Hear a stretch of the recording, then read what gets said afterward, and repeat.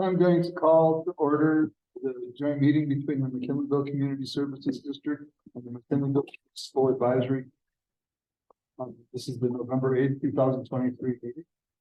And before we get started, for the sake of expediency, we've got a pretty large agenda to the chairing. So we'll be assisting. We would like to keep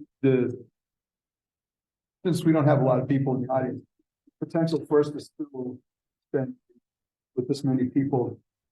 So I'd like you to keep your questions and still feeling like you've got your opportunity to speak your mind. If somebody punches which please will go by. I will try to keep and that's everybody. My intent is to let the board and the committee have their opportunity to speak and ask clarifying questions first, and then we'll go to the audience. That is, of course, after it's been presented by whoever's going to be presented. So with that, Yes. Okay. I'll call the MCSD board first. They'll start with James Beitman. Dennis Mayo. Present. Thank you. David Couch. Scott Binder. Greg Orsini. oh, and for another housekeeping thing, thanks. Sorry, James. See, I almost didn't need. I'm sure you were telepathying me until on the side of my head. But anyway, for these speakers to work, everybody's aware that you have to speak directly into the microphone. So if they're bent down a little bit, and for us in here, for the people in the audience, and particularly for the people that are on Zoom, they will not be able to hear you if you're not speaking directly into the microphone. So if you can't hear yourself through the speakers, the people that are on Zoom won't be able to hear you either. Anyway, so thank you. Okay, and to clarify, the full board is here. I just went through those names unmiked, but and now for the MMAC, Pat Kaspari. Here. Lisa Dugan. Here. Kevin Jenkins. Here. Bonnie Oliver is here. Twyla Sanchez. Here. Kevin Dreyer. Here. And Maya Conrad. Here. Thank you. Thank you very much. And with that, we'll rise for the Pledge of Allegiance. And let's see, Kevin, could you lead us in the pledge? Kevin Jenkins, could you lead us in the pledge, please? Pledge of Allegiance.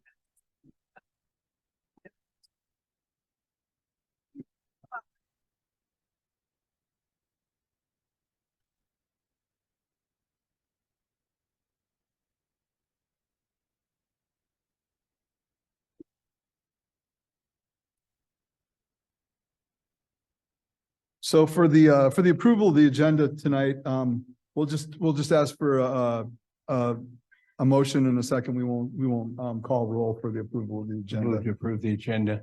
Okay, we have a motion. Could I get a second? All right, we have a motion and a second. We'll keep count on which side of the table gets more motions in seconds.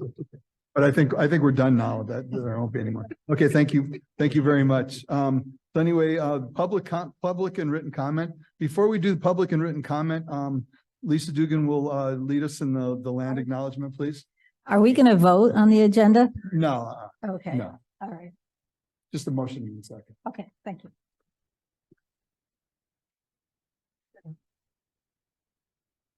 We acknowledge that the land that we are meeting on is unceded territory of the Wiyot people who continue to live and thrive here today. And we are surrounded by the traditional, ancestral, and present homelands of several indigenous tribes, including the Yurok and Hupah people. Thank you. And now we'll move to public comment. Any person may address the board at this time upon any subject not identified on this agenda, but within the jurisdiction of the McKinleyville Community Services District and the McKinleyville Municipal Advisory Committee. However, any matter that requires action will be referred to staff for a report of action at a subsequent committee or board meeting. As to the matters on the agenda, an opportunity will be given to address the board and the committee when the matter is considered. Is there any public comment from the audience?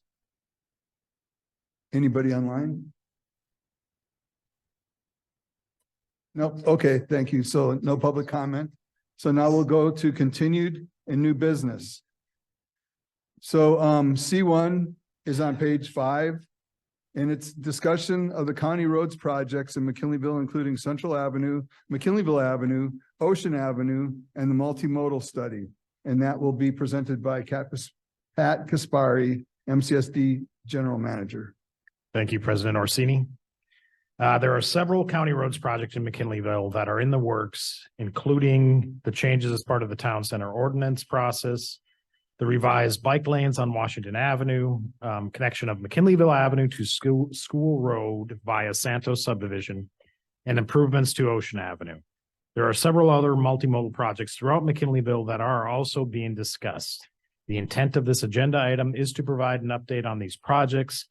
There likely will not be sufficient time to discuss and analyze each project in depth. However, staff will provide information for the public to provide additional public comments. Unfortunately, we were trying to get Public Works Director Mattson to present this item and answer questions, but he was unavailable along with his staff. So I'll do my best to answer any questions, but most of my responses will likely be, go ahead and call Public Works. So Town Center, the draft Town Center ordinance has been approved by the MCMAC. The next step in the process is the preparation of an environmental impact report on the ordinance. The county is in the process of selecting a consultant to prepare the EIR. As part of the EIR, a traffic study will be conducted. Section 4, connectivity of the draft Town Center ordinance is included as attachment 1 to the staff note, along with maps 2 and 3 and exhibits 1 and 2. It should be noted as part of the ordinance approval process, map 2 was edited to change Nursery Way to be street type 1 from Hiller to Hartwood. As noted on the exhibits, these cross sections of Central Avenue and Hiller Road are subject to change as part of the EIR process. The intent is to use section 4 and the rest of the draft town ordinance as the project description for the EIR, obtain the results of the traffic study, assess the proposed Central Avenue and Hiller modifications and possible mitigation measures, and bring the EIR with these details back to the public for consideration and comment. This will likely be a robust discussion at a future date. So I'm going to move on to Washington Avenue, the revised bike lanes and no parking zones. The existing Midtown Trail travels north-south through the Hartwood subdivision, but generally ends at the intersection with Washington Avenue on the southern end. The county has proposed improved bike lanes on Washington Avenue to increase safety of bikes and pedestrians along this route. A proposed bike lane and no parking zone informational mailer was sent to the impacted residents in September. Comments were received by the county and a revised mailer was recently resent to the residents. And it was the intent to discuss that at our last MCMAC meeting, but however, the MCMAC did not receive it in time to agendize it.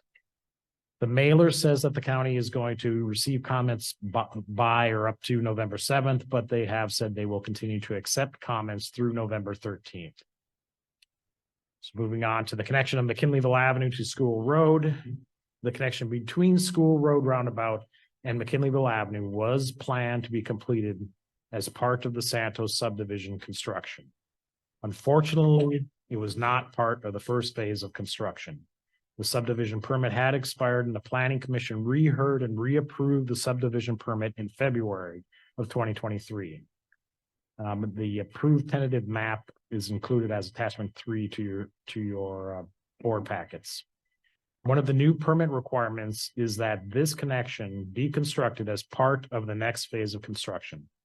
There has been no notification of the proposed construction schedule, so it is still unknown when any construction may occur. Sure. Could I ask you a question, Pat? What's the extension on that approval? I think it's a 5-year extension generally. Thank you. Yeah. Okay, moving on to Ocean Drive. So last year, the county had proposed improvements for Ocean Drive and held informational sessions with the neighborhood.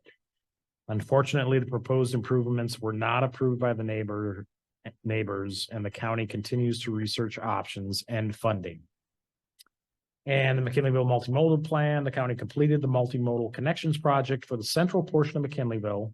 Mark Thomas, a transportation consulting firm, conducted walking tours and public outreach sessions to assess multimodal access along Central, Hiller, McKinleyville Avenue, and other areas. Mark Thomas then prepared a report with recommendations for improvements to these areas. The recommendations section of the report is included as attachment 4. The county continues to work with Mark Thomas, the MCMAC subcommittee, and others to obtain funding to implement these recommendations. The county also has put in funding requests to the Humboldt County Association of Governments for an overlay and shoulder improvements to Central Avenue from Grange Road to Clam Beach. They're also working on applying to the Highway Safety Program this spring for pedestrian flashers to install at a crosswalk on Washington.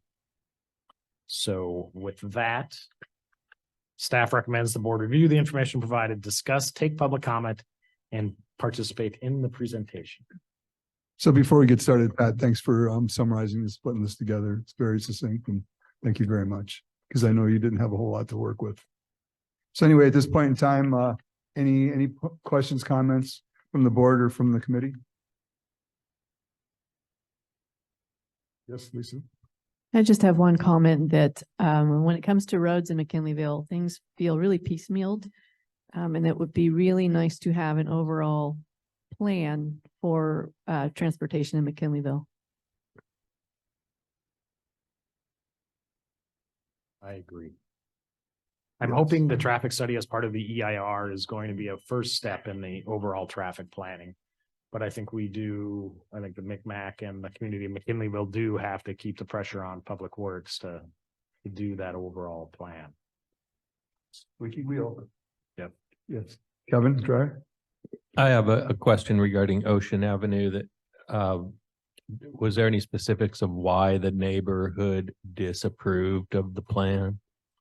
Tom did not get into any details. So the plan was to have, and I can't even recall what it's called, but it's basically a central drive lane that, a car can drive down and bikes can travel on the edges. And then when another car is coming the other way, then the car moves over and they use it as a double, two-way traffic. But I guess the neighbors did not buy off on it. I don't know why.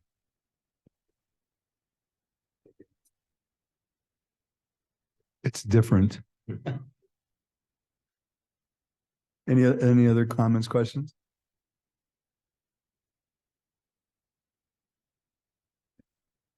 Okay, so Supervisor Madrone, Thank you, Chair. Can you hear me okay? loud and clear. Great. Yeah, thank you for the meeting tonight. It's always wonderful when MCMAC and the CSD come together because you guys are, the governance in McKinleyville. As far as roads, nice presentation, Pat. Let me add just a couple of pieces. I forget the name of the design for Ocean Avenue 2, but you explained it pretty nicely. Basically a center lane that's really like a lane and a half wide with white stripes on either side for very wide kind of pedestrian bicycle lanes on either edge, and the cars just move apart. And as I heard somebody say something new, that's why the neighborhood didn't buy in, because it's a very new concept for Humboldt County. I think you can all remember when traffic circles, roundabouts first came to Humboldt County and Arcata, and everybody's like, oh my God, but now people know how to use them and they're great. So we're hoping that over time with education, the Ocean Avenue folks would see the wisdom in such a proposal. At any rate, the county did do some drainage work and some overlay work, but we would love to be able to do the bigger project. But we got a lot of work to do with the neighborhood and the community to educate. As far as other projects, the Central Avenue from Grange Road all the way to Clam Beach Tom has a proposal into HCOG for funding in the next year and a half or so to do an overlay, including wide shoulders for safety to go along that road all the way down to Clam Beach. That section of road is really rough. It's needed an overlay for a long time. The last piece I'll say is, as you all know, all of our county roads are in just horrible disarray. So we did approve at our board meeting yesterday to work on a road tax measure, a sales tax measure for the November ballot. I had hoped for March, but at any rate, it's going to hopefully be on the November ballot. And we've got a lot of work to do to educate the public about that. But that would hopefully generate significant revenue so that we can actually start catching up on all our road repairs all over the county, and McKinleyville would definitely benefit from such a measure. So those are some of the things going on out there. I just wanted to update you on that. Thank you. Thank you. And then, so Colin, go ahead. Thank you. Good evening. This is Colin Fisk with CRTP, the Coalition for Responsible Transportation Priorities. Just wanted to say, appreciate all the work that's going on, and CRTP, as you know, continues to engage with the MCMAC and also the Transportation Subcommittee on a lot of these issues. The proposed Ocean Drive design, if you want to look up information about it, it's called either edge lanes or advisory bike lanes. There's a couple of different names for it. The thing that I wanted to focus on, though, is the Washington bike lane design, and just to express strong concern that the proposed design has the bike lanes ending about 150 feet short of the intersection with School Road. And that's because the right-of-way narrows, but a disappearing bike lane creates a really hazardous condition for bicyclists and makes it pretty unusable for a lot of people who want to ride. So the right of way, as I understand it, goes down from about 40 feet to about 26 feet there. And so what CRTP has proposed, narrowing the vehicle lanes to 10 feet each, which would provide enough room for at least a southbound bike lane, so that bike lane doesn't completely disappear for people riding south, and then providing significant traffic calming and pavement markings in the intersection and in the northbound lane to make it clear that that space is shared with bicyclists, which not ideal, but given the limitations on the right of way, something has to be done. We can't just give up on bikes at the intersection if we want people to actually use it and be safe. Thank you. Thank you. And just to respond to that, Colin, the district has been working with the county too. As you know, the reason why they are ending it there is because the house on the corner and there is not, sufficient right of way there. What we are going to do is pick up this southbound lane and build a bike lane with a 10-foot wide bike lane through the new BMX park. So bikes going south will cut through the park to either School or Dutchess. So that's one of the ways that they're planning on getting around that issue at the corner there. Thank you. So, we'll go back to anybody from here in the audience that would like to speak on this matter. Okay, with that, anybody that's just dying to say something didn't get a chance on the first go around? Biting my lip, no. Okay, very good. So, with that, we'll move along to item C2. And that's discussion of the exploration of incorporation of McKinleyville. And that's on page 53. And Kevin Jenkins, chair of the McKinleyville Incorporation Exploration Subcommittee of the MCMAC, will be presenting this item. Thank you. We got to work on that name a little more, I know. I like these. Mises, yeah. So I guess a little background on my connection with this is when I first moved to McKinleyville in '96 and joined the chamber, this was a big part of the conversation then. And it's never really kind of fallen off very far. It's been looked at, but not really taken to the extent that I think it needs to go. So this came back before the MCMAC last year, and the MCMAC created the MCSD, and we had our first meeting just about a year ago. Seems like a lot longer than that, but October 19th of 22, we had our first meeting. So to read, from the discussion, the MCMAC did establish the MCSD with the goal of providing a non-biased exploration of what it would take for McKinleyville to incorporate as a city. Since that time, the NICE has been meeting monthly to attempt to gather cost and technical information to be used to educate the subcommittee and the public around incorporation. The NICE has made some pretty important progress along those lines. We've been working closely with Colette Sanchi, who's the director of the Humboldt County Local Area Agency Formation Committee, or LAFCO, to understand the steps that are actually required to process in the process towards incorporation. The MEC has also worked closely with Josh Zedner at Cal Poly. Josh is, I believe, now a full professor for Cal Poly's economics department. And he was able to perform an initial study of incorporation advantages and disadvantages. That is actually part of your attachment here. And amongst that, we had Amy Rock of Cal Poly helped us working up some maps as to what would be possible areas that would be the city. And those are attached as attachment 2.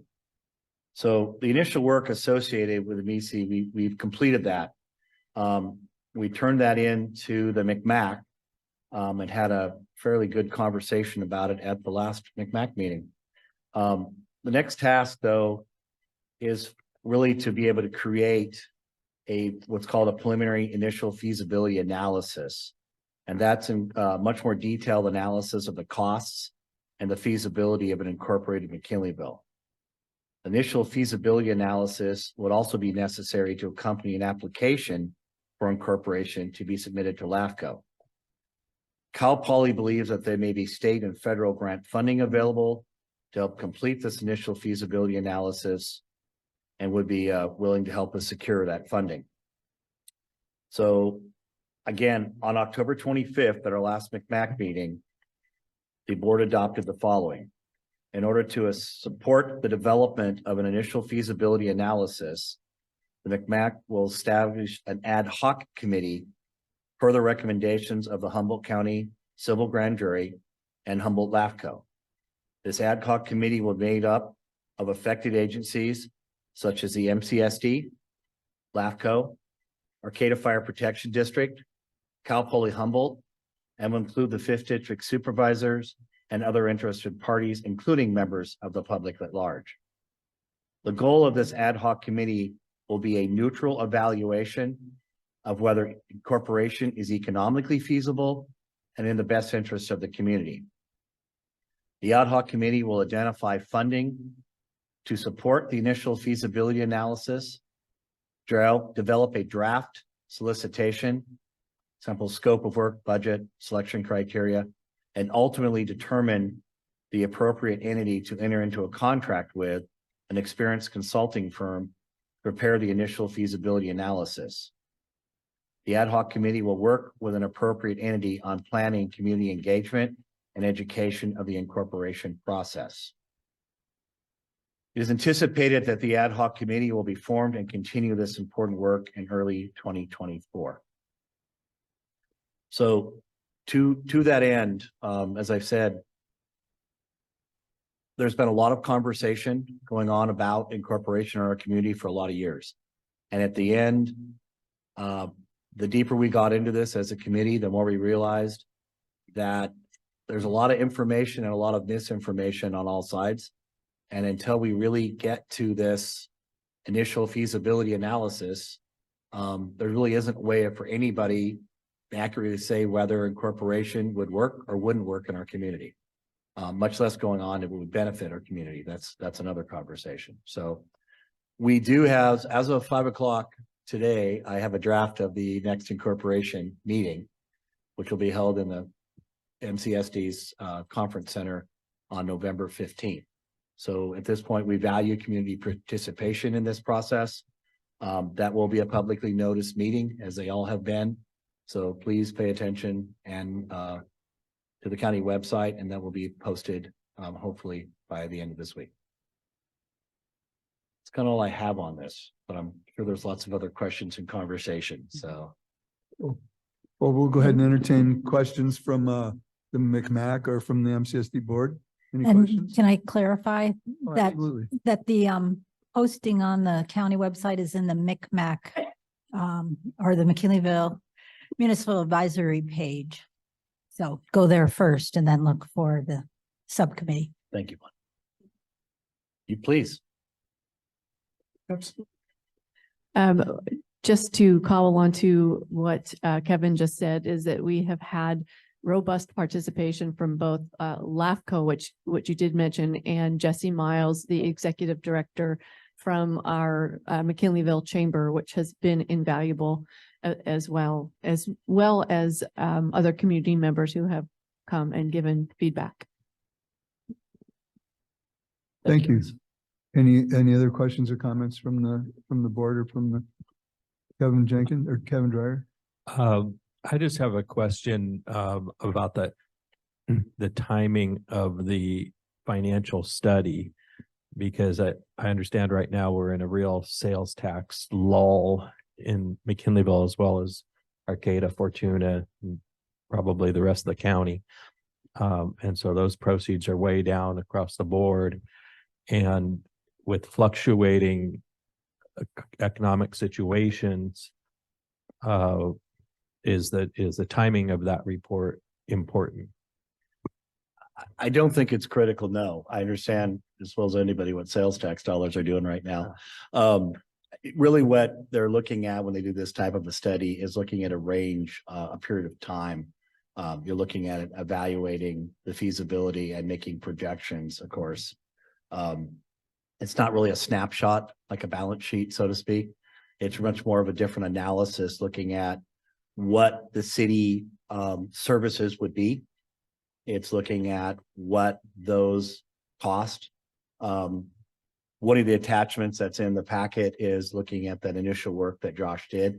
It has been a challenge to get information, even though I know Supervisor Madrone has asked the county staff for going on a couple of years now to try to break out county expenses to McKinleyville and the rest of the county.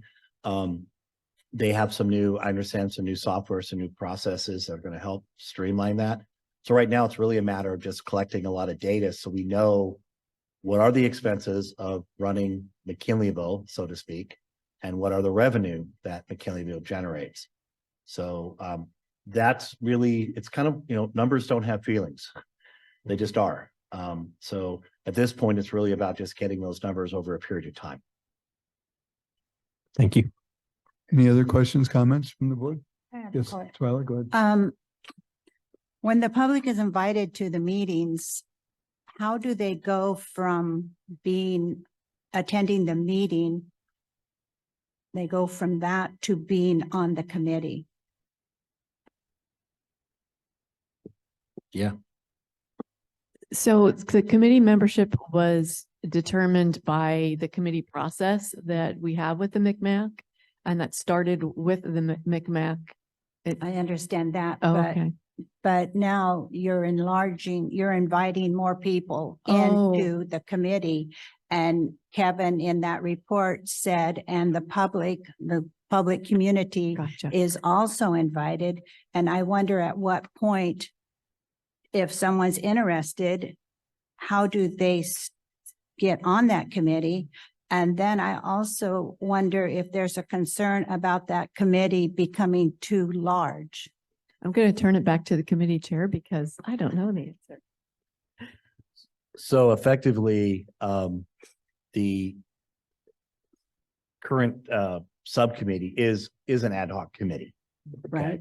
So what the message I received from the MCMAC was that subcommittee, existing subcommittee, was to continue forward in this process.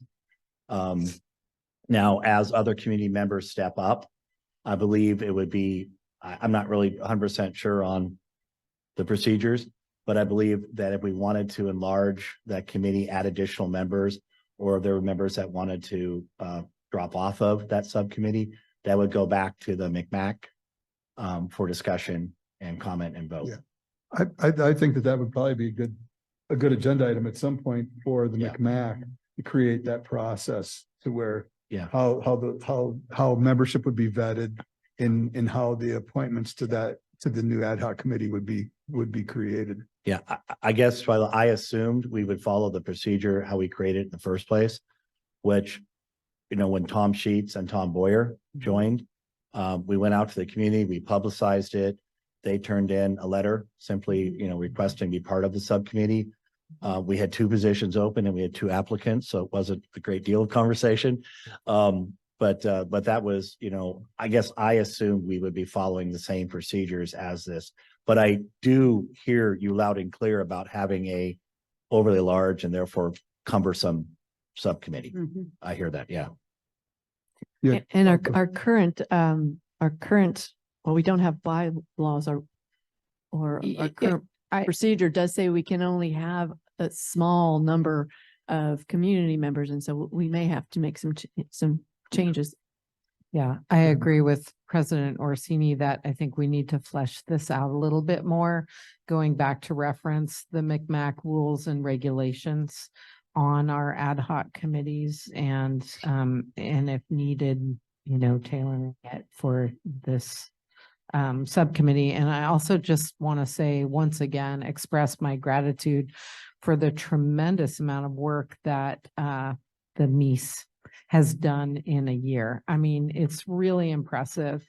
And thank you for striving to get data and and unbiased information. I really appreciate that. Thank you. On behalf of the Dennis? subcommittee, thank you. I called on you. Okay. First of all, I appreciate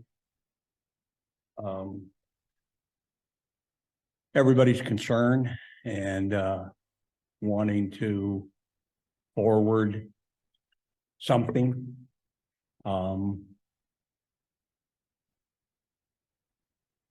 But there's also the opposite of what Twyla said. That is, many in the community don't want to be part of this. Put any adjective or superlative you want on it. They just think it's hooey. And not discounting all of everybody's hard work, and I appreciate it.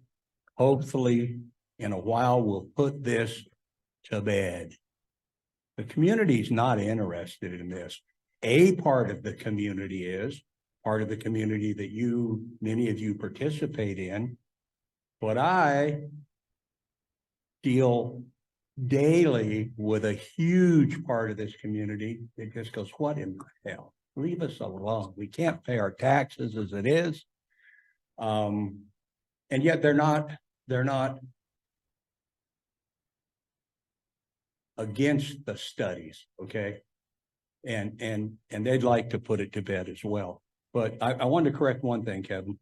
And I know you didn't mean this as an absolute. It was part of conversation. How in the hell can you educate the public when you don't know what you're talking about?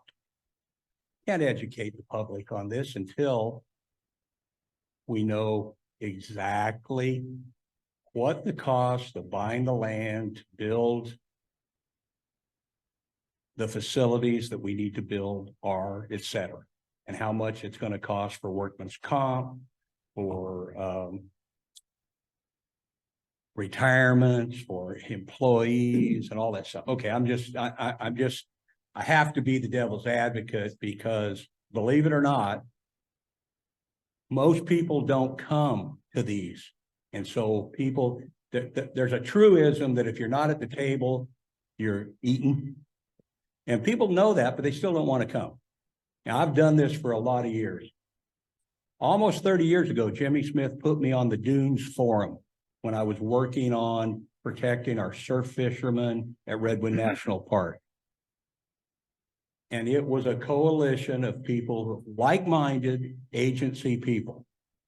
When I went in there representing hundreds and hundreds of different fishermen and groups, I was the only one there. And yet those people's voice was absolutely as valid as the voices I'm trying to bring up today. I'm not saying don't do this at all. I'm just saying keep this perspective in mind that please look, and I've talked to the guy at Humboldt and I'm going to meet with him and go through a lot of this stuff. We need this to be an exercise in finding the facts, not in a, boy, I hope we get this done. Shut up. Thank you for your comments, not for shutting up. No, I know you people. Anybody else from the committee or the board would like to speak on this matter?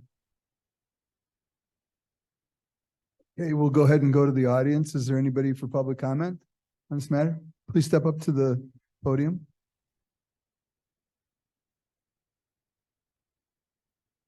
So I'll remove this because it's a little easier to speak. Oh, I'm a little nervous because I know someone who recently succumbed to COVID, so I'm trying to be careful in public places. Maybe I wasn't close enough. My name is Linda Evans, and I live on Baird Road in McKinleyville. I am interested in this study to expand to consider the option of being annexed to the city of Arcata. I worked in land use planning for many years, and I know that requires investigation by, and you already have LAFCO involved, and it would also require some strict provisions, sideboards to not have growth inducing opportunities. But I think when you're talking about costs of setting up new infrastructure and administration, the city of Arcata already has it. And so maybe that would make sense to explore that as an option. It doesn't have to be either or of McKinleyville staying unincorporated or making its own city. Thank you. Thank you. Any other comments from the public? Anybody online would like to speak on this matter?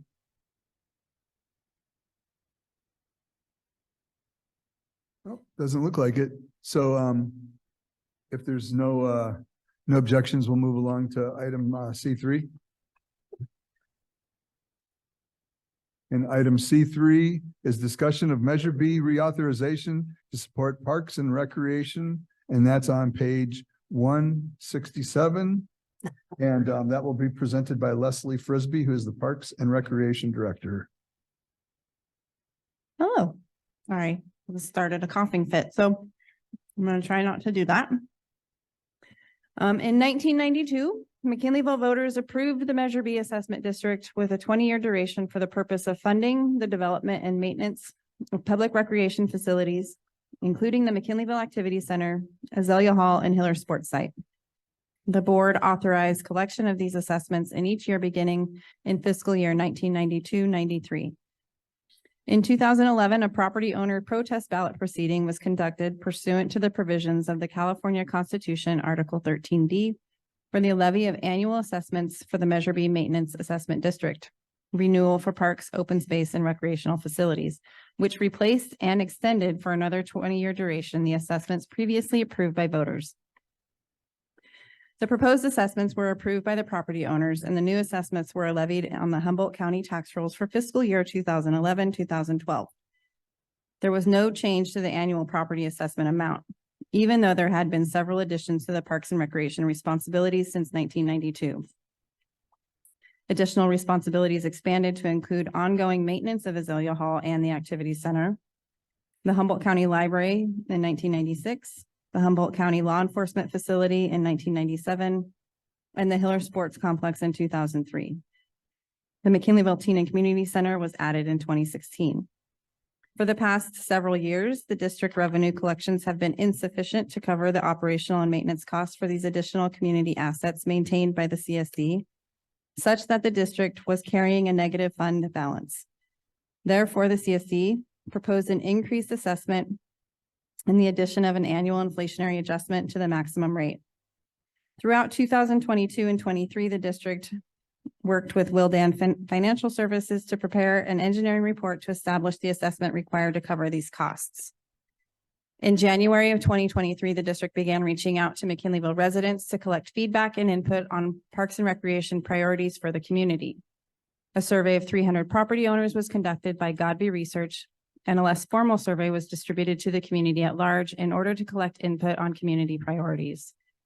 Throughout June and July of this year, the district staff conducted several presentations to community groups, service clubs, and business owners, providing information about the Parks and Recreation Department and collecting feedback from the community regarding the work of the Parks and Recreation Department. The top priorities identified by the community and property owners through these outreach efforts included maintaining the facility housing the sheriff in McKinleyville, keeping park restrooms open and clean, keeping the senior center open and maintained, maintaining Azalea Hall, the library, our teen and community center, and the activity center, and maintaining playfields and playgrounds in all of our parks. On November 1st, McKinleyville property owners passed a reauthorization and increase of the Measure B assessment by 63%. MCSD is very grateful to the McKinleyville community for supporting this assessment and valuing the services and opportunities that the Parks and Recreation Department provides to residents. The reauthorized assessment will be levied on the county tax rolls beginning with fiscal year 2024-25. Staff recommends the boards review the information provided, discuss, take public comment, and participate. Thank you. Any questions, comments from the board or from the community? Yeah. Kevin Jenkins? I had a small glimpse in the amount of effort that you personally put into this and staff to make this happen and make it be successful. So I applaud you. Bonnie? Was it 63%? Is that what you said? Okay. 64? 64. Somewhere between 60. 63 and 64. Yeah. Every percent count. I guess that means it was just needed to be a majority. Yeah, it was just the majority. 50% plus 50 one. plus one. Yes. So Yes. I wanted to thank Leslie personally too. And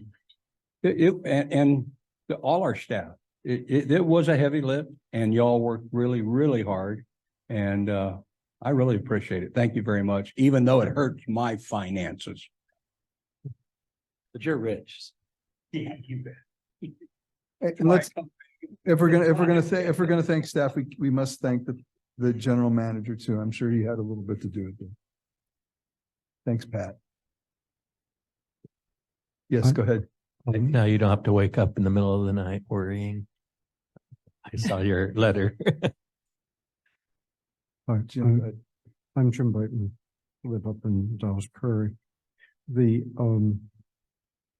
what has struck me about the Measure B assessment is how much value the community receives for how little it costs. And I'll nudge Director Mayo over here and ask him, the assessment now is for what, $94 a year per parcel? And I'll ask Director Mayo how much he paid at the gas station the last time he filled his truck with diesel. How about the $8,400 I paid for my hay? I agree with you. Last time we went to the gas It station. went down $1, believe it or not. The price of fuel went down $1. Yeah, we paid $182 for a tank of one tank. I have a smart wasn't a gas full station. I fill it up when I get to a quarter, when it gets down a quarter of a tank. I fill it.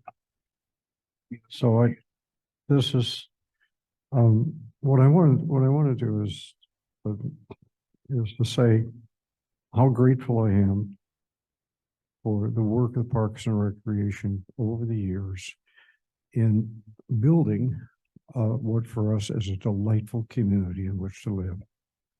And I think Parks and Recreation, more than any other entity in the community, is responsible for the quality of life in our community.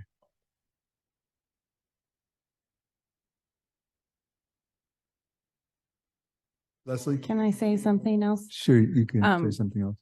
I do want to thank James for the clean water. It's really important. But Yes. I just, the fact that this passed, it's not just that we've been running at a deficit, but now we have this opportunity to continue making improvements and continue adding more opportunities in our community. So I'm just so grateful to the community for supporting us. Those of us who work in the Parks and Rec department, we love what we get to do. It is glorious when we come to the park and it's full of 500 people watching music and dancing and enjoying food and connecting with one another. It's awesome to go to the basketball games and see all the families and the kids having such a great time. So it is, we are so grateful that we get to keep doing this and that we keep getting to add to it. And I do want to thank Pat for pushing this year. It was really scary and he did make it happen. So I'm very grateful to our general manager as well. Yeah, and I mentioned this during the board meeting when this passed, but we can't go without saying thank you to the community. Our community has always been super supportive of our Parks and Rec department, and they definitely put their money where their mouth was at with this one. And that should be great encouragement to McKinleyville Community Services District, that the community trusts us to tax themselves more so that the Parks and Rec department can continue to pave the way for them to have the opportunities that we have with our recreation, with these facilities and with the coming of the community forest. So anyway, and go ahead, Dennis, and then then Maya's next. We're not flush even with this. You know, we're playing catch up. I mean, this, we're not cutting a fat hog. We're not able to do like tons of stuff. We're just playing catch up. And if it wasn't for Leslie's guidance and the rest of the staff's guidance, and of course Pat's been a blessing in this, but this has been going on prior to Pat's tenure here. So it's a big deal. And I want to point out one thing. I wasn't really a horrible proponent at the skate park. Do you remember years ago, I said, why don't you buy ponies for these kids, for Christ's sakes, right? But have any of you noticed? They're out there right now in the dark. They're in the damn dark. So this Park and Recreation department at McKinleyville Community Services, it belongs to the public. It's the public and they want it. And I'm real tickled to be able to be a little bit of a part of seeing this work. And I want to thank Leslie again for it. Thanks, Maya. Yeah, I also wanted to echo and say thank you to the community for supporting a self-tax. And I think it definitely shows how strong a sense of community and how much our community really wants those opportunities to recreate out here together. And I do feel that it's a really exciting time for McKinleyville. So thanks for leading the way and pushing for it. Thank you, Maya. Anybody else? Twyla, go ahead. I just wanted to know if you folks had a percentage of how many people turned in their ballots. We do have it. We didn't get at the end of the count, we got a spreadsheet with everything and we don't have a copy of it. So we've asked for a copy of it. So we should be able to get that, but we don't have it at our fingertips right now. Okay, I was just curious. Because I think it shows that this community, even though people like myself, our children are all grown, but we still remember when our children needed these activities. And so I think as a community, we're all pulling together because nothing's more important than the community's youth, for sure. So I thank you all too. Thanks, Twyla. Anybody else? Kevin, I just had a comment for James. James, so how come we all got water and you guys aren't drinking it? Just curious.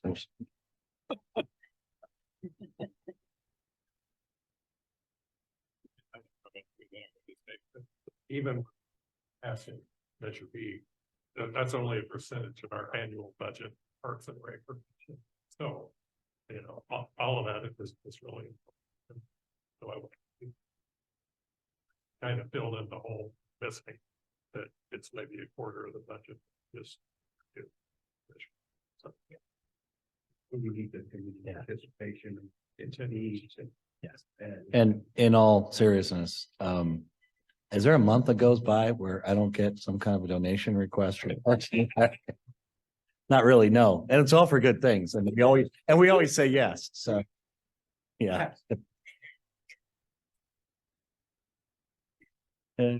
Quite a few, but Leslie's pretty active on that.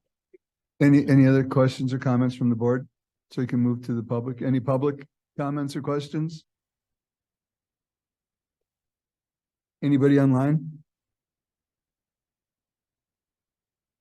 I'll bring it back to the board for a couple final comments. Anybody? All right, Lisa. Sorry, I just have to say thank you so much to Leslie, to Pat, to MCSD. Having opportunities to recreate, make for a healthy community. And thank you to the community for feeling the same way and getting behind this. I don't have kids that are little anymore, but I am more than happy to pay that tax because I think it's very valuable for the health of the community. And I think we're fortunate as a community that the district has taken on that additional responsibility. Thank you. Okay, with that, if there's no objections, we'll move on to item C4, which is discussion of the status of the community forest. And that's on page 169. And that will be presented by Leslie Frisbee, Parks and Recreation Director. The proposed McKinleyville Community Forest property is approximately 599 acres, located along the eastern boundary of McKinleyville and lies south of Murray Road, extending to near Hunts Drive. The forest within the watersheds of Widow White Creek and Mill Creek. The property is within the McKinleyville Community Services District boundary. The map of the proposed McKinleyville Community Forest can be reviewed in attachment 1. In 2013, the MCSD board adopted a 5-year strategic plan that included, for the first time, an objective to create a community forest. The McKinleyville Municipal Advisory Committee voted unanimously at its November 18th, 2015 meeting to create a community forest based on one of 3 potential land-based options. In 2015, responding to community interests, Green Diamond Resource Company, the McKinleyville Community Services District, and the Trust for Public Land created a partnership to aid in the creation of the McKinleyville Community Forest. A presentation was later made about the proposal to the Humboldt County Board of Supervisors, and the board unanimously voted to support the concept. At a later meeting in the McKinleyville Community Services District, the board voted approval and to consider sources of funding for the project. Beginning in 2016 and continuing through 2020, MCSD and Trust for Public Lands jointly applied for numerous grants to acquire what the MMAC described as option 2 for a community forest. On December 9th, 2020, the California Natural Resources Agency awarded a $3.8 million grant to the Trust for Public Land for the purpose of acquiring 553 acres of Green Diamond Resource Company land, then conveying that land to the district. Since then, MCSD has been working with Green Diamond Resource Company and Trust for Public Land toward the completion of all necessary steps to transfer the ownership of the property to the district. As of now, Green Diamond Resource Company has completed the necessary lot line adjustments and legal descriptions necessary for the title documents. The appraisal has been updated and the preliminary title report is complete. District staff are currently working with both Green Diamond and the Trust for Public Land to finalize the donation agreement for the transfer of the property into MCSD ownership, as well as the assignment and assumption of the grant agreement, which transfers the grant agreement between Trust for Public Land and the California Natural Resources Agency to MCSD and the Natural Resources Agency. MCSD staff is working with Green Diamond Resource Company to ensure that the property is in good condition before the title is transferred. A phase 1 environmental site assessment has been completed. Existing dump sites have been identified, and Green Diamond is in the process of cleaning up the debris. MCSD and Green Diamond will perform a final site assessment prior to the property changing hands. The McKinleyville Community Forest will be managed for multiple purposes, including public access, outdoor recreation, timber production, fish and wildlife habitat, carbon sequestration, education and research, and soil and watershed conservation. Once the property ownership transfer is complete, MCSD will develop a standing committee consisting of MCSD board members, district staff, McKinleyville residents, forestry professionals, and tribal members for the purpose of stewarding the development and management of the community forest over time. It is anticipated that this committee will be formed in the first half of 2024. here today to answer any questions that anyone might have. In addition to district staff, we have Craig Compton from Green Diamond Resource Company, Pete Jackson. I believe John Bernstein from Trust for Public Land is online, maybe. And Dan Person from the North Coast Regional Land Trust, and I don't know if Zach is here. No, Zach. So that is all I have to say. Staff recommends that the board and members of the McKinleyville Municipal Advisory Committee listen to the information provided, take public comment, and air any questions regarding the status of the McKinleyville Community Forest Project. Thank you. So, would anybody from Trust for Public Lands or Green Diamond like to, say anything, or what was the other agency that the alphabet we had, was it? Not sure. Sorry. The North Coast Regional Land Trust. North Coast Regional Land Trust, anyway? Okay, Craig, welcome. Good evening. My name is Craig Compton, and I'm the real property manager for Green Diamond Resource Company. I'm also joined this evening by Pete Jackson, our vice president and general manager. I just thank you, Leslie, for the summary, and I can't say enough about all of the help and efforts that the service district staff has contributed in this process. I know you've got a full agenda, so I'll keep the comments brief, but I can't help but reminisce because it was November 18th, 2015, when I was here in front of the MMAC, sort of sharing the project with you and describing how we were working with the Trust for Public Land on a comprehensive conservation strategy for the McKinleyville tract, which comprised the community forest and the conservation easement. And so all of that has really stayed largely unchanged. We've added a few acres to the community forest along the way. And then in the process, we were working with the Trust for Public Land on both the community forest and the conservation easement. And TPL does not typically hold easements. So one of the changes is that we, the three of us, TPL, and then the North Coast Regional Land Trust, agreed that the land trust could hold the easement. So we started working with the land trust on the conservation easement. So that's really the only significant change since I was here in 2015. I think I shared that it would take some time. It has, but we're excited. We're actually very close to closing. We're down to some of the final details, and I can perhaps let John Bernstein share some of those. And if there's any questions, or Dan wanted to make a comment on the conservation forest, I would welcome that. Just a brief update on that. We've got the funding. We're working on the appraisal and some of the grant deed of conservation easement documents, but I fully anticipate that we should be able to close on the easement sometime next year as well. So I don't know, Pete, did you want to provide any comments? Thank you. Thank you, Craig. Thank you. Yeah, hello, Pete Jackson, Green Diamond Resource Company. So this project touches on several of the core values that the company lives by: community and stewardship. I was born and raised locally. Family's been in the area for a long time. We all know lots of people recreate out in that area, and having a good, safe location to recreate while considering the environment and whatnot is critical. So this is a project I'm excited about as vice president of the company. And as a community member, I'm excited about as well, and would love to answer any questions you may have. Just Any questions from the board? no questions, just one comment, Pete. Well, I want to thank you so much for all of your efforts. And I personally know that you do lots for our community and our nonprofits over and above. And thank you so much. We appreciate you being here. Yeah. Yeah. Thanks, Pete. Yep. Nope. I appreciate that. So John, did you have anything that you wanted to add? Yeah, sure. Can you folks hear me okay? Loud and clear. So John Bernstein, I'm a project manager with Trust for Public Land. Been working on this, as Craig mentioned, for a long time. I got to just say a couple things. Trust for Public Land is what we do is kind of bring people together to try to pull off these kind of complicated land acquisitions, where it kind of helps to have a nonprofit in the middle that can take the time to work out all these things. We've really appreciated our long history of cooperation with Green Diamond.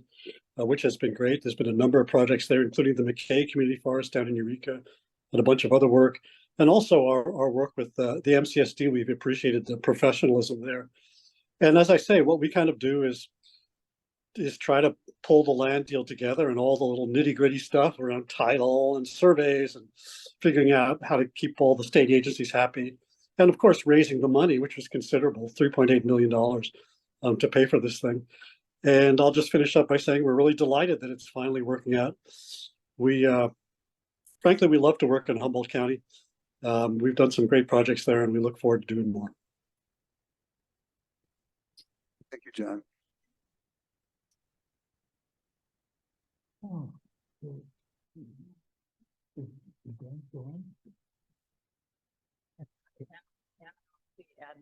Okay.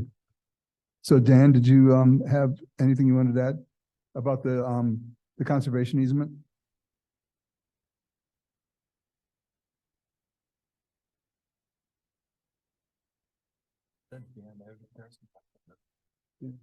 Yeah, it's, no, I see NRLT admin, so that would be him. Was Dan on the line? Yeah, he was earlier. If you're there, Dan, hi, I haven't seen you for a long time. How are you?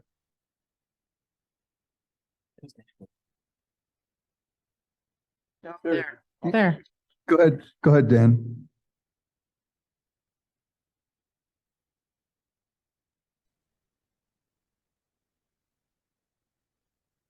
Am I on now? Yeah, we can hear you now. All right, good deal. Well, thank you all so much. Really great to see the progress on this. Thanks to Trust for Public Land and Green Diamond. I've been having some technical difficulties here, but yeah, we're proud to be working on the conservation easement as part of this larger conservation project.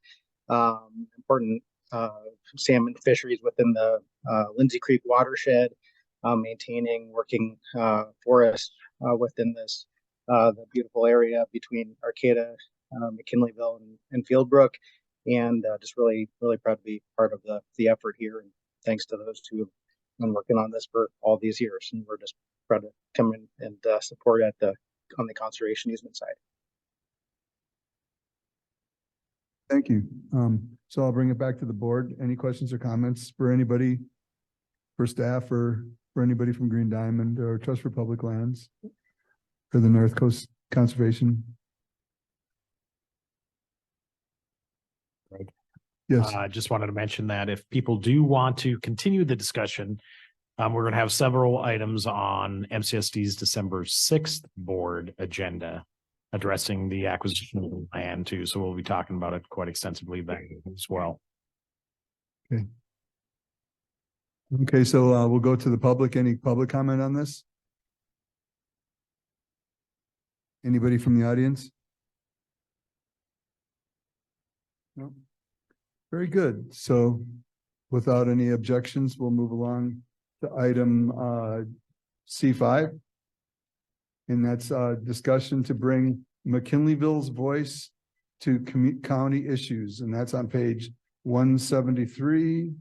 And that will be presented by Lisa Dugan, chair of the MMAC. Or MCMAC or Paddywhack or good evening. I will go ahead and read the discussion. As the MCMAC and MCSD board are aware, McKinleyville is the third largest community in Humboldt County. With a population of roughly 17,000, McKinleyville makes up over 12% of the county's population. McKinleyville is an unincorporated census designated place and many public services are under the county's purview: building and planning, roads, stormwater management, law enforcement, etc. Considering large incoming projects that will have countywide implications, offshore wind, Nordic aqua farms, Cal Poly Humboldt, etc., a rapidly changing economy and McKinleyville specific issues involving county oversight, consideration of incorporation, McKinleyville Town Center, traffic circulation, etc., it is critical that the McKinleyville community be heard at the county level. What role can MCMAC and MCSD play together to ensure McKinleyville's voice is heard?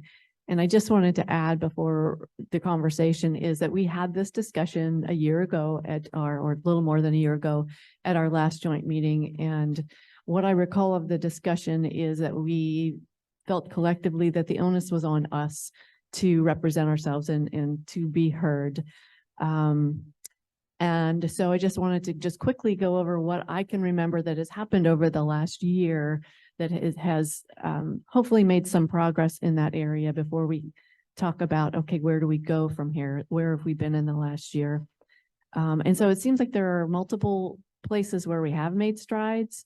And what I can recall is in the 2x2 meetings, which is MCSD's executive director, board chair, and MCMAC's chair decided this past year to reinstitute the conversation with department heads from the county. And so we've had the opportunity to have a conversation with Planning Director Ford, with Public Works Director Matson, and talk to them about McKinleyville and what McKinleyville's needs are, as well as other department heads for the county. We've had Supervisor Madrone's representation on the LAFCO, I believe he is on, representing our voice. We, I believe, have had things happen in our community because McKinleyville seems to be on the edge of a lot of things going on that has brought, I think, more attention to McKinleyville, and I think and believe our voice as well at the table at the county. One of the things that has happened is the visit of Dan Burden, and that has brought people into our community from HCOG and from planning who were here, and who now people like Una Smith from HCOG are more actively contacting me, at least as the MCMAC chair, with, oh, here's something the MCMAC may want to think about. Stevie Luther, another regional planner from HCOG, which I guess I should say what that acronym is. It's a Humboldt County, Agency for Association of Governments. Thank you, Pat. Thank you, everyone else in harmony now. Stevie has presented twice now in front of MCMAC, one for Bike Month and one very recently about transportation planning. And he is now more actively reaching out to the MCMAC chair when it comes to transportation planning to get our participation in those conversations. What else? What else has been happening? Anything that anyone else can think of that's bringing MCMAC's voice? But to circle back to the question is, what can we do together, both our board and committee, to continue the journey to be heard? Pat and Greg and I met briefly to talk about pre-meeting for this meeting, and talked about there's still work to be done. We still, things happen in McKinleyville without necessarily pre-planning or at least notification. And so we do recognize that there's still work to be done. So what do we want to do? And are there things that we can do together to continue to bring McKinleyville's voice to the important things that are happening in our community? I remember Twyla's voice last year at the meeting because we didn't get included in the climate action plan in being recognized and included as a voice in that too. So anyway, without further ado. Bonnie? I was going to mention that throughout this past year, members of the MCMAC have been at Board of Supervisors meetings representing our interests, requests, budget requests, and comments on that multimodal transportation report. And I feel like our presence there is important when those issues come up, and that they listen to us. And so thank you to the MCMAC members who participated in that. And I think because of our presence when the multimodal report was presented, Director Matson is very open to working with the MCMAC on continuing that work. So, yeah, thank you. Yeah. Kevin Jenkins.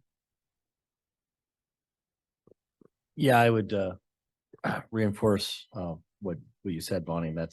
I've been to several Board of Supervisors meetings, and and I think it's part of the initial creation or formation of the MCMAC, where the county was supposed to be notifying us of projects in the McKinleyville community. If nothing else, not so much for our oversight, we're not a planning our separate planning, department. But really to be able to provide that venue for public comment. And it's still a little bit frustrating, I'll admit, to find out about activities that the county is doing here in McKinleyville, where just really wasn't on our radar. We find out about, gee, can you put this on your meeting tonight? Type of an approach. So it's a continuing process. And I know Bonnie was very instrumental in getting it. And Lisa, you've been extremely instrumental in reaching out to county and keeping those lines of communication open. And that's really what I see us doing as we move forward from this next year and on forward. It's just continuing communication. And I think you're right. The onus is on us to oftentimes start that conversation with the county, and just try to have those communication be as open as possible. So we do hear about activities or what the county sometimes is planning in our community, and enough advance notice to where we can bring it before the community and have the community come in and have their opinion be heard. Thank you. Thank you. Anybody else? Dennis? Yeah, I just want to say it is very, very important. I mentioned earlier in the meeting, if you're not at the table, you're on the table. And so things just drop through the cracks all the time. Was it 17, 18 years ago, we started our 2x2s with the county and and we've been working very, very hard with it. All of our GMs, Pat is picking up the gauntlet now, but we started these 2x2s, like I said, a long time ago, and we thought things were going really well. And then all of a sudden the county does a paving job down here on School Road and destroys almost $300,000 of McKinleyville Services District's infrastructure that we had to, and there was no reason for it other than lack of communication. And I only say all of that just to say kudos. Everybody needs to keep on it. We all have to keep on it all the time. Again, if we're not at the table, we're the meal. Kevin? Yes, thank you. I think it's really important that we continue to stress to the department heads that they should include us in any countywide planning ordinance issues, ballot issues, and things like that. I know that we were partly instrumental in Measure Z, and it kind of helped start with us. And also with the accessory dwelling units, we had a lot of input because McKinleyville is one of the largest population centers that's in county jurisdiction.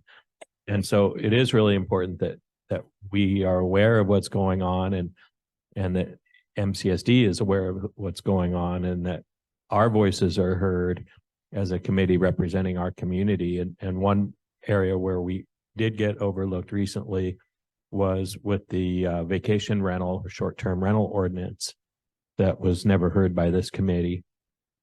And I'm sure there's a lot of the McKinleyville community that would have liked to have some additional input in that. Now, I do want to say they did have lots of public meetings and are getting a lot of input, and the Planning Commission is working really hard on it.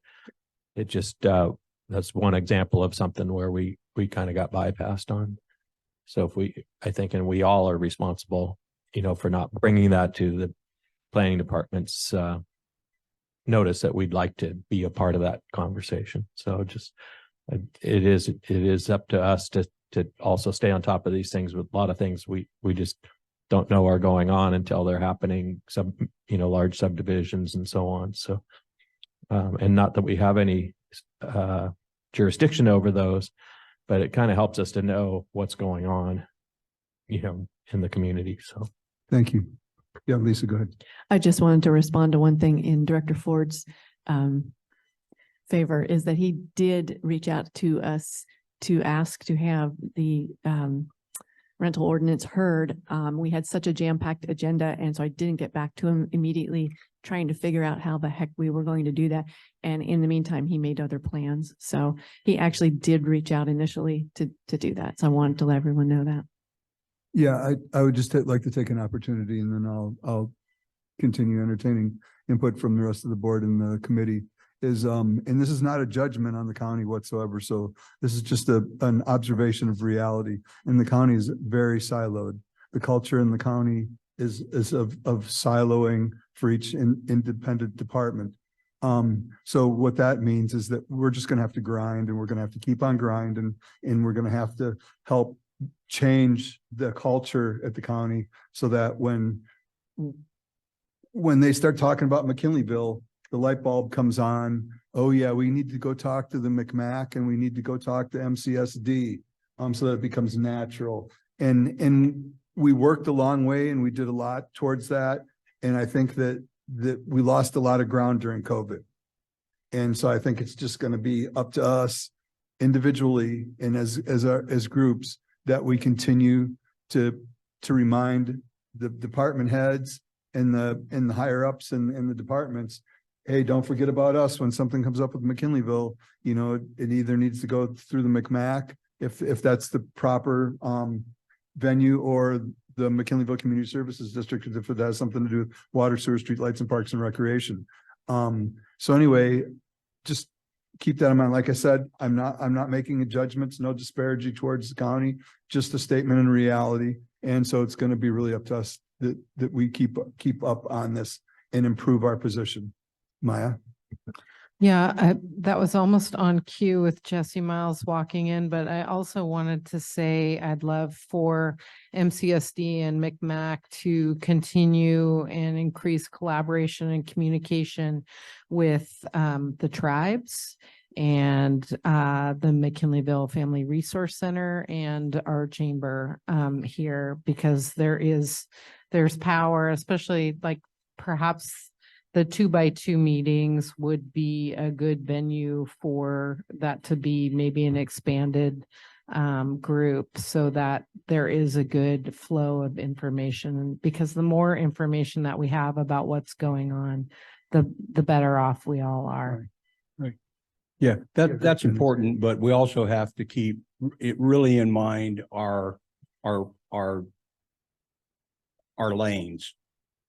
And the 2x2s that MCSD does with the county have some pretty specifics to what we deal with in a constitutional matter with the county. That doesn't mean that as a advisory committee that we don't want that same kind of participation, but that there are reasons at times when we have to compartmentalize. And I don't say that at all to mean we all aren't in the same game, playing the same game. It's just we have to realize our lanes at times. That's all. Thank you, Dennis. Anybody else from the committee or from the board would like to speak on this matter? Good, then I'll. Oh, Yeah. Director Beitman. Again, Jim Beitman. One of the things that has struck me, and maybe it's nothing more than my ignorance, is that I would have expected that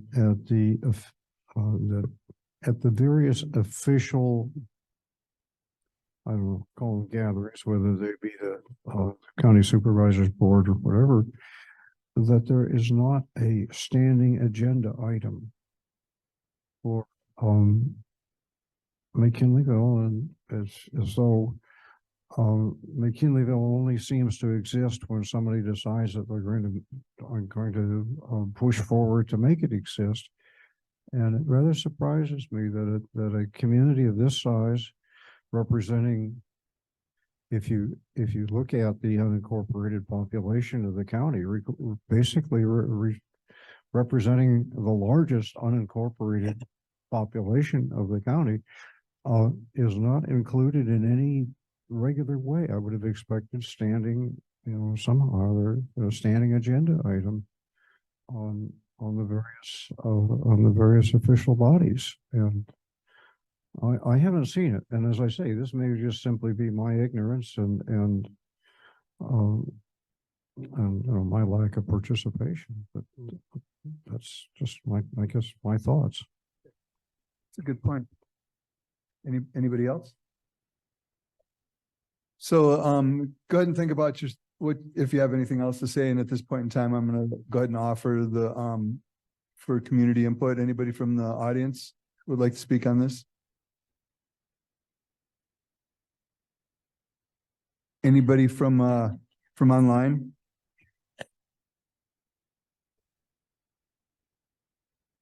Okay, so anyway, back to the board and the committee. Last call. Any comments, questions? Awesome. So we'll move along to item C6, which is the discussion of the role of the MCMAC and the relationship between the MCMAC and MCSD and governance of McKinleyville. That's on page 175, and that will be presented by Greg Orsini. The McKinleyville Community Services District's mission is to provide McKinleyville with safe and reliable water, wastewater, lighting, open space, parks and recreation, and library services in an environmentally and fiscally responsible manner. Per Section 5 of the McKinleyville Municipal Advisory Committee's rules, regulations, and procedures, the McKinleyville Municipal Advisory Committee, the MCMAC, is tasked with gathering input from the community and providing advice on matters which relate to services which are or may be provided to the McKinleyville community planning area by the county or other local governmental agencies. The advice is to be provided by the MCMAC. The advice to be provided by the MCMAC includes, but is not limited to, advice on matters of public health, safety, welfare, public works, public financing, and proposed annexation that may affect the local area covered by the MCMAC. A cooperative relationship between the two bodies and clear understanding of each other's roles is essential for planning and serving the community of McKinleyville. And as I said earlier, I kind of was going to bring it up during this item, but it kind of fit with our last item is the fact that it's really important for us to be proactive when it comes to talking to the county and to the other agencies. And I'm glad you brought up the tribes and also the chamber. And those are just a few of the other areas where we have the ability to be able to reach out. And then also our ability to be able to interact with each other at our board meetings. And I'd love to see some of the MCMAC come to our MCSD board meetings. I know that our board members come to the MCMAC meetings. So that would kind of give you a little bit of idea of the kind of things that we do. Lisa's been to a few board meetings. And if any of the other MCMAC members that have been to board meetings, I'm sorry that I'm not bringing you up, if you have been. Anyway, but I think that being proactive in this area is definitely going to bear fruit. And that's really all I had to say at this time. I will open it up to the board and the committee if you have any comments on this or questions.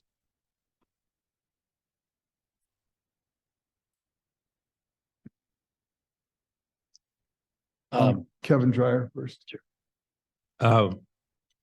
I think it's, important that I remember making a commitment to myself to start attending some of your meetings last year when we did this, and I have yet to do it. So it's a good reminder that, we should be at least paying attention to each other's meetings. And you guys have 2 members here at least always. And maybe, I don't know if we should, or 3, maybe we should,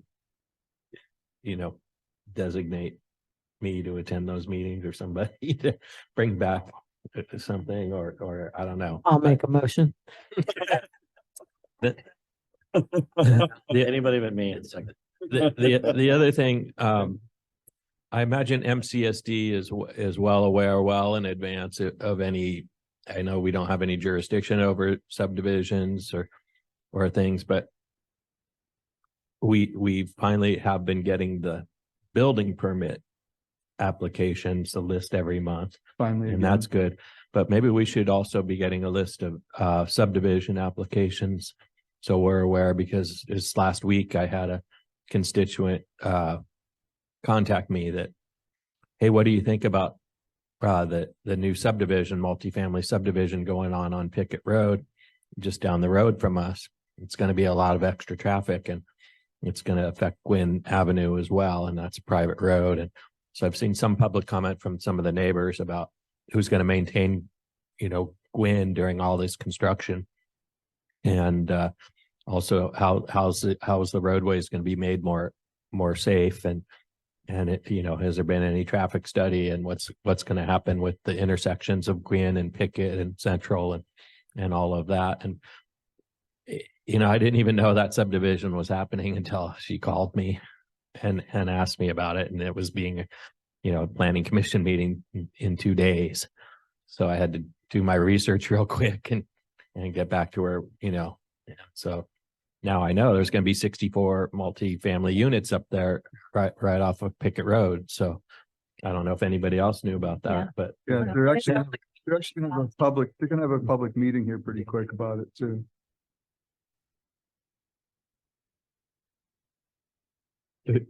who's that? Oh, okay. Interesting.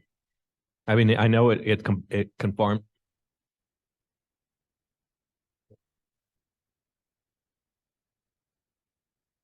Yeah, it's already, the subdivision's already been approved. But Kevin, to your point, we don't always know either. And that's what I said earlier about how we have to just keep on it all the time. You'd think that we're on the tickler to get the emails, and we don't always get them. Sometimes it falls off, and maybe there's a new secretary that came, whatever. You just have to keep average.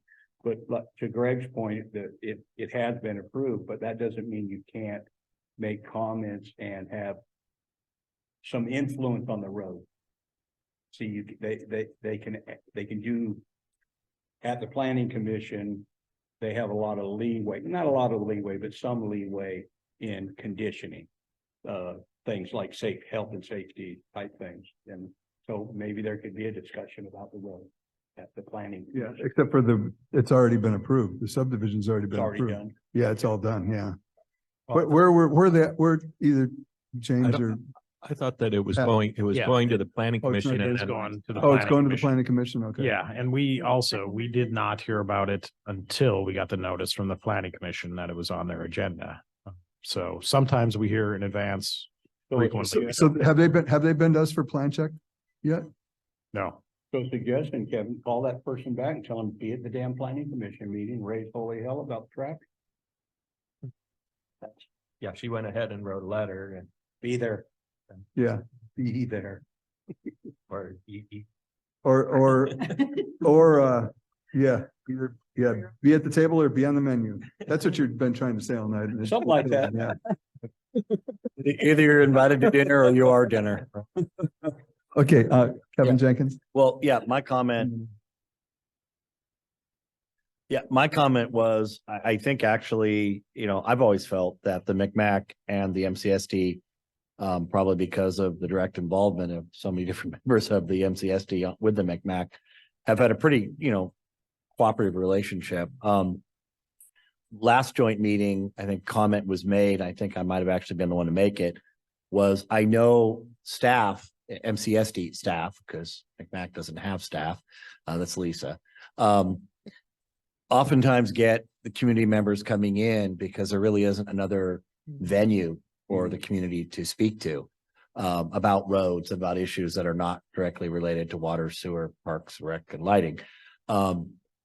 And that, again, encouraging that at the staff level, because they're not always going to talk to you, Pat. They're not always going to get past the guy at the counter. That the staff is comfortable with passing on the email address of the MMAC and having those public comments coming to either directly to MMAC members or to the MMAC email, and letting us have an opportunity to reach out to those community members and still provide that relief for that community member who wants to be heard. Because really, yeah, they're kind of talking to the wrong person sometimes when they come into the district office.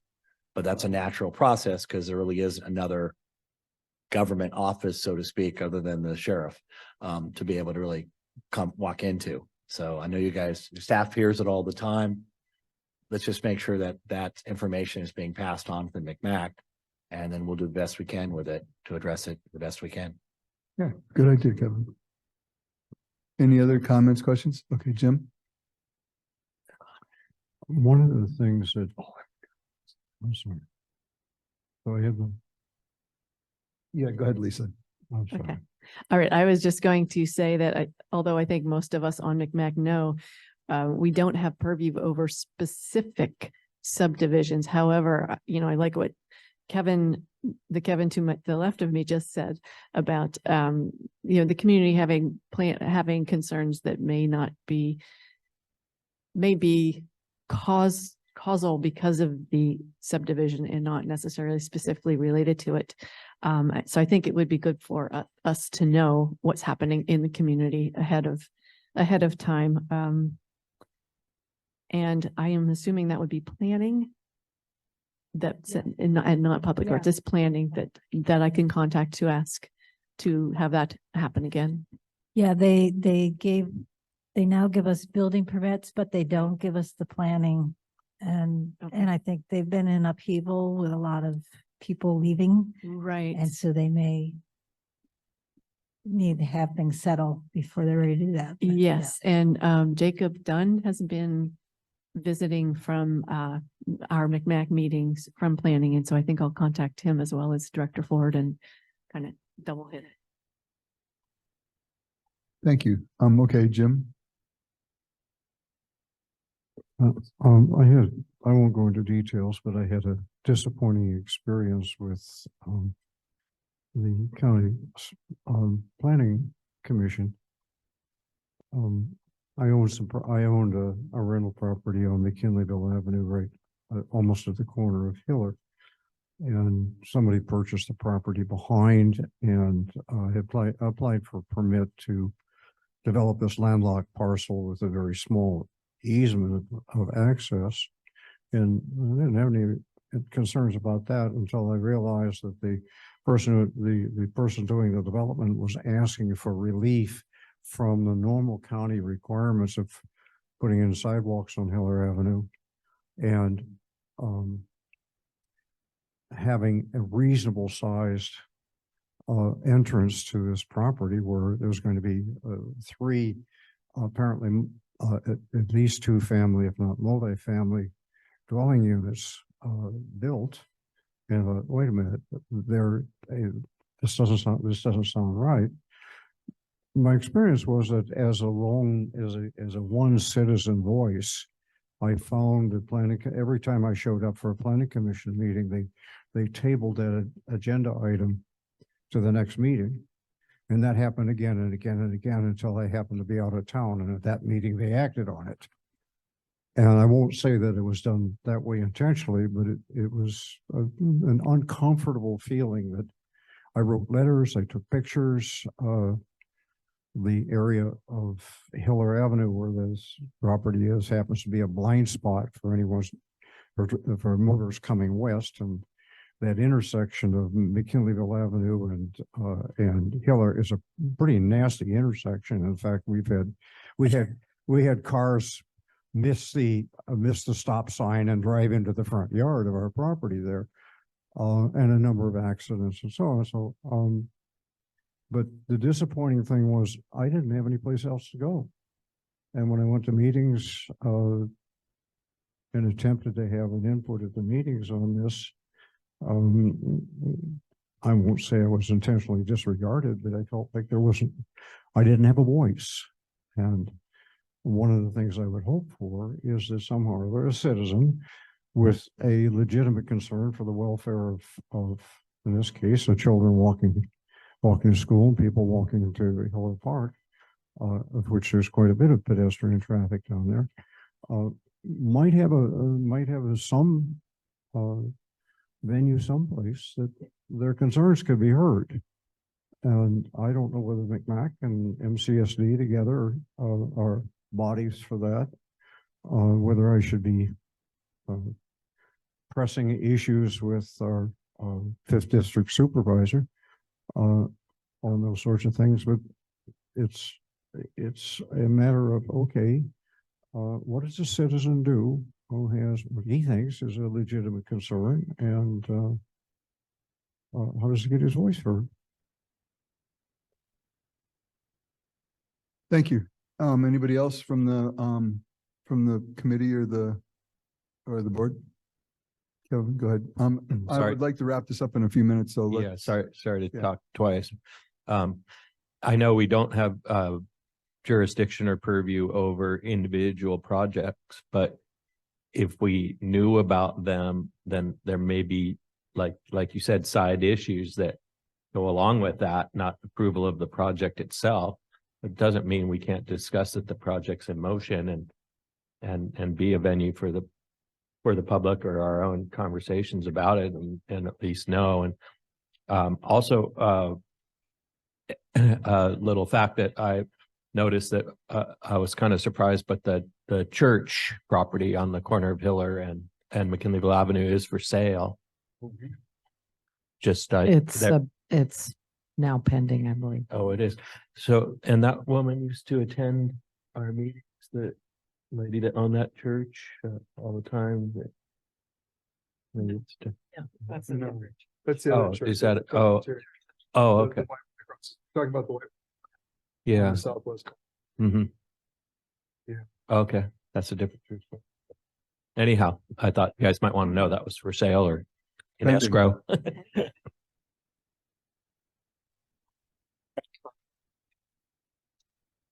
So What's the pending price? I can tell you what the listing price is. It's actually a nice building. Well, it's pretty, it's a huge lot. I don't know how good the building is anymore, But no, it's a good building. It needs some upkeep, but that's a well-built building. So, And they'll be so close to the town center. so any other conversation pertinent to this agenda item from the board or the committee? I'll go to the public. Oh, Supervisor Madrone, go ahead. Yeah, I just wanted to say to Jim, I'm sorry for the, excuse me, the experience you had in relationship to that project. That is one area that I can absolutely help with. You know, when residents are having issues with projects, their own or a neighboring one, please give me a call or send me an email. We can set up a meeting. I can set up a meeting with John Ford and at least make sure that your issues are front and center and get heard and hopefully responded to in a positive way. So let me know how I can help with that in the future. I'm remiss. I should have done it and I thank you. Okay, back to public comment. Anybody from the audience? Anybody online? Okay, we'll bring it back. Last call for the committee and the board. Seeing none, we'll move along to item C7, which is on page 177. And that is a discussion of potential future presentations / programs for either the MMAC, the MCSD or both. And that will be presented by Greg Orsini, President, MCSD Board of Directors. Both the MMAC and the MCSD Board of Directors meetings have previously been a forum for presentations by community organizations, county staff, and others. There are several benefits to presenting to the MMAC or the MCSD Board of Directors. Special presentations can help to increase awareness of important issues affecting the McKinleyville community, generate support for new initiatives or programs, get input from the community members on proposed changes to policies or regulations, build relationships with key decision makers. The purpose of this item is for the MMAC and the MCSD Board of Directors to identify future presentation topics of mutual interest. The recommendation is recommended that the MCSD and the MMAC Board of Directors brainstorm potential future presentations or programs they would like to see at future MMAC meetings or MCSD Board of Director meetings. This item can be scheduled. This item is scheduled for 15 minutes. So with that, I will take any comments, questions from the board or the committee. Maya? Well, I think tonight's agenda has been great, and I really appreciate the thought that went into that. I find these joint meetings valuable, and I'll look forward to next year's. Some potential topics for next year that I might highlight would be multimodal projects in McKinleyville, economic development specific to McKinleyville. And another topic that just came to mind that I haven't heard any updates on in a long time is the airport. And, you know, for quite some time there was, you know, I understand there's all this commercial potential retail space at the airport, and there was quite a bit of talk a few years ago about development of that space, and I've heard nothing about that in quite a while. The airport or the airport park? The isn't it on the county? The airport park is Steve Partridge's. I understand that, but my understanding was that the airport itself has a lot of space. Greg, you're not. There was a few years back, they were talking about developing like a cargo, and then it's zoned that they can actually do industrial and commercial. Correct. Yeah, thanks. Airport, yeah, FAA, yeah, as long as it falls within what the FAA allows for their, yeah. Up at Grange, that area up there where FedEx is now, and the air ambulance and some of those things there. And then that area along that roadway could be maintenance, radio repairs, mechanical work for aircrafts, that kind of stuff. But it's not going to be wide open for, you know, commercial business. At any rate, those were a few of my ideas. Yeah, no, that's a good one. We could probably get Cody to come and give us a presentation at the MCMAC. Because I would like to find out, because there was a big push for the cargo, for that cargo thing up there, and it seems like that's just kind of fallen by the wayside. And now that they're done with the and I know that they've done a lot towards getting more carriers and Right. other airline connections. Well, but- we no longer have Fly Humboldt, right? That no longer exists. Sure. And that seemed like a driver of economic development for that area for quite a while. Any other questions or comments from Twyla? Some of the presentations I have thought of is a presentation on the offshore wind. I don't think we've had one at the MCMAC, and we had one at the tribal meeting, and the presenter just really, he presented so well, and he did not present on the offshore wind itself. He presented on what is going to happen in the harbor and what is going to be brought in the harbor, what work is going to be done in the harbor, and then how it's going to go out. And I thought that's a suggestion. And then Two Feathers here in McKinleyville, they recently received, I think it was a $4.3 million grant for mental health in youth. And they're doing amazing things. And maybe Virgil Moorhead Jr. We could hear the work that they're doing in mental health. Also, emergency situations like a major earthquake. I know the county sets out those alarms, but if McKinleyville should have our own safety plan on who checks on, like the elder communities, who, just have a plan for our own McKinleyville community and who would put that together and get that out. And then another interest I have is Miranda Rescue. and just talk about the animals and the need to make sure that they're neutered and spayed. And if, I would like to know, like in my neighborhood, there are cats, starting to feed them because it's winter, but you know, what should you do? Should you, how do you get them taken care of? Take them to Dennis Mayo's house. My.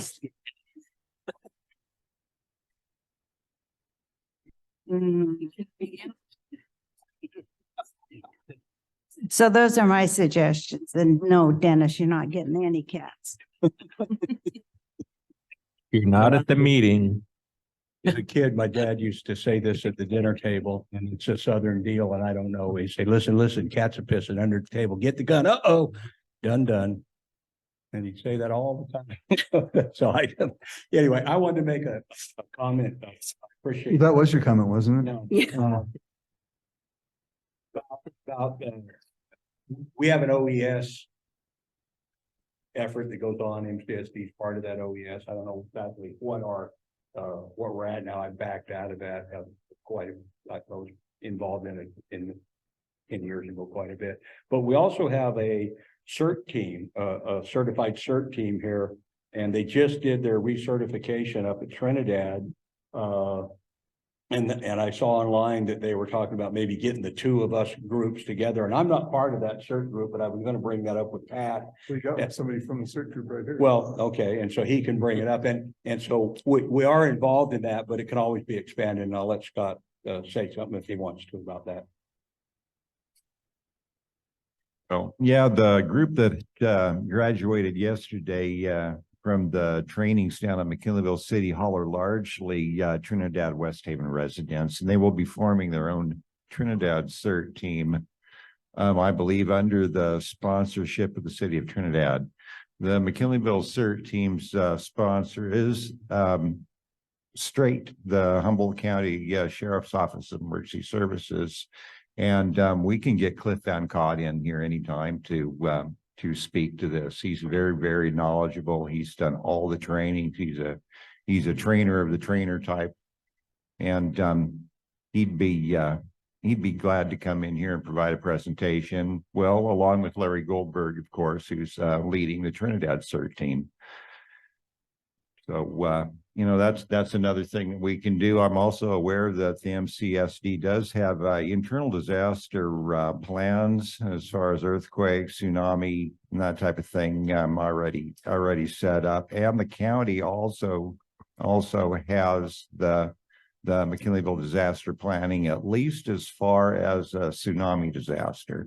I know, well, I have a copy of that in my office, but as far as an earthquake disaster goes, I believe they're going to be updating that pretty soon. We can talk to Greg Waters or Ryan Derby and find out about that.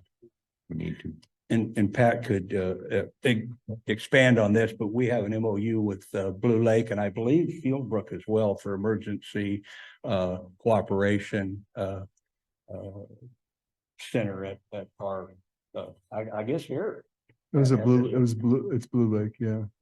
I thought we extended that to Fieldbrook, but maybe I'm mistaken about that, Greg. I'm not sure. Well, I know that we used to have an MOU with Blue Lake for office space,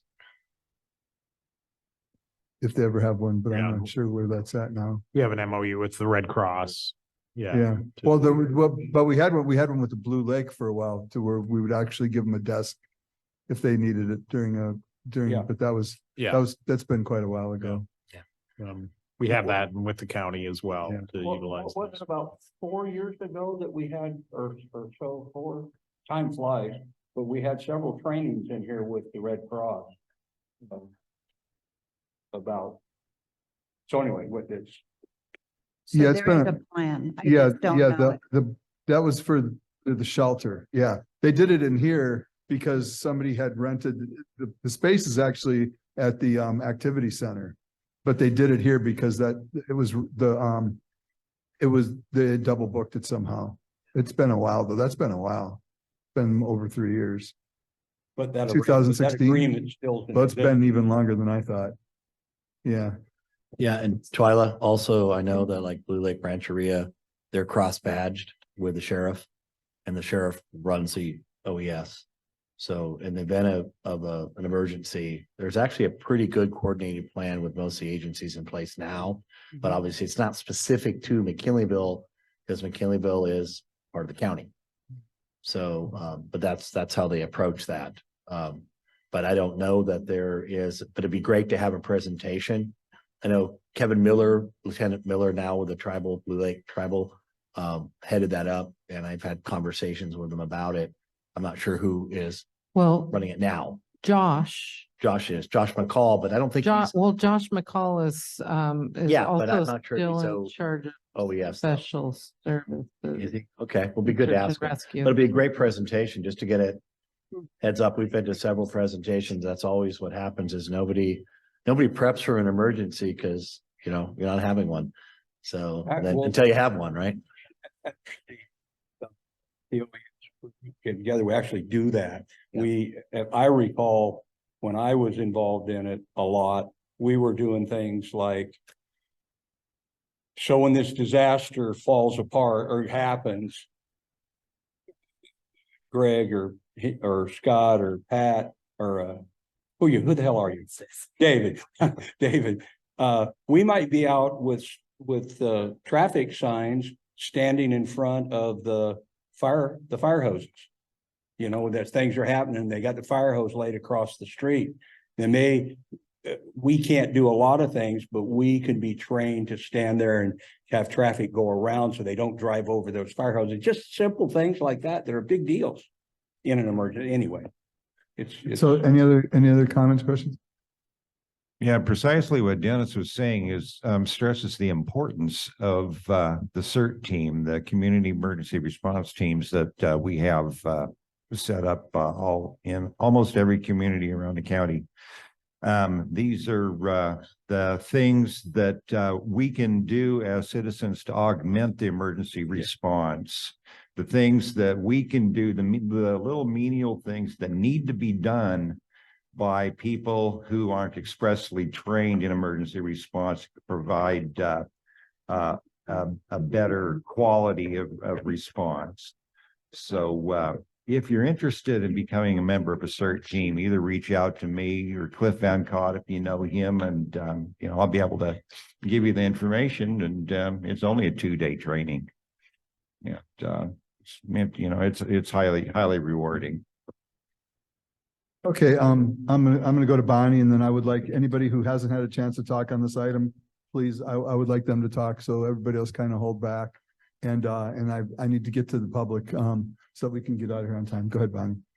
Was something we discussed in our last MCMAC meeting when we were reviewing our indigenous land acknowledgement, was that it would be really nice to get some sort of history of McKinleyville, including the indigenous history presentation in coordination with the tribes and local archaeological experts and things like that. So I don't know whether that would just be a MCMAC or a community-wide presentation or something like that, but add that to the list perhaps. Yeah, I'd love that. There's a lot of people in the area that can do that. We do that during our Rotary meetings. A lot of times we'll do things for local people. We'll do history things. Anybody else from the board or from the committee that hasn't had a chance to talk yet? Okay. Go ahead, Kevin. Keep it brief though, please. Sure. I just wanted to say, I think all the recommendations so far, all the ideas have been really good. And I'm really excited about the community forest and the parks and rec stuff that you guys are doing. And I'm disappointed I didn't get a chance to tell them how excited I am to the others that in the presentation. But if we could continue to hear about the park and any other improvements. I remember when you guys were doing the library, we got to review the plans and check it all out and give our comments on that. And I felt like that was kind of like valuable input that we got to share with you guys. And so if there's other parks and rec improvements or big projects that are happening, if we could meet about that in the future too. That'd be great. Thank you. Supervisor Madrone, I see you have your hand up. Would you like to provide some input? Yeah, thank you, Mr. Chair. I'll be very brief. I think that what Twyla had mentioned about having a presentation on emergency preparedness is a great idea. And yeah, you have a great cert. And thank you, Scott, for talking about the Trinidad process that's happening.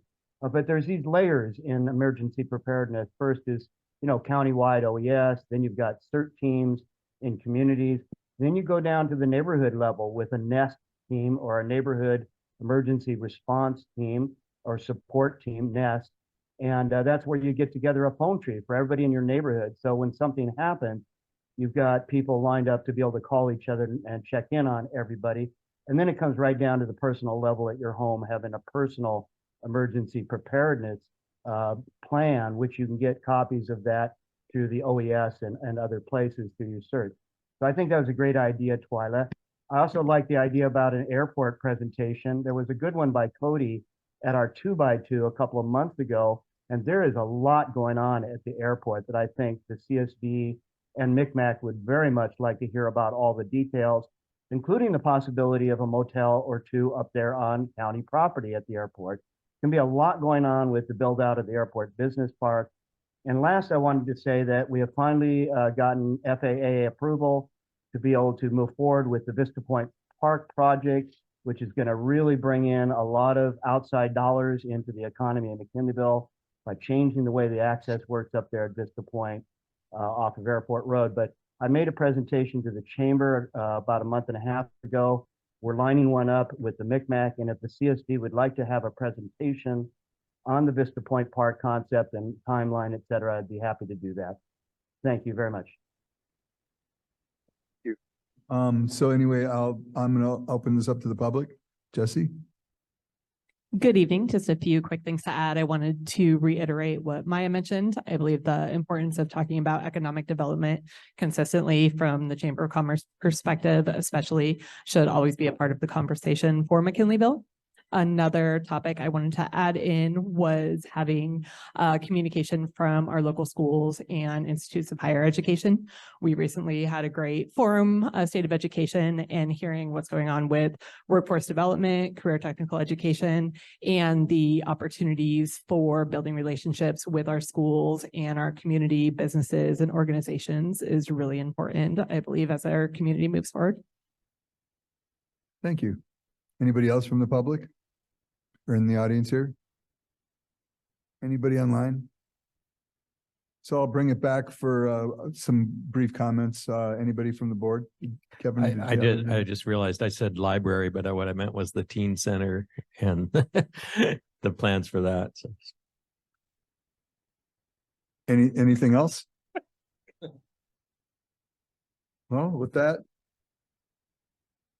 any I was just going to add that I wish I would have thought to say this when the Green Diamond people were here, but they have really been cleaning up the forest area. I mean, they've been hauling out dumpster load after dumpster load of where homeless people had lived for years. And so we're really grateful in our neighborhood that it's getting all cleaned up and it's looking good back there. Yeah. We might move in. Thanks for bringing that up. Also, I think that our staff and also the community deserves a thank you for that too, because I know that that they wouldn't, I don't think they would have found all the places where there was stuff if it wasn't for our staff and for the people in the community pointing things out to them, because it is a fairly large area and there's a lot of little pockets and places where stuff can where people can accumulate stuff.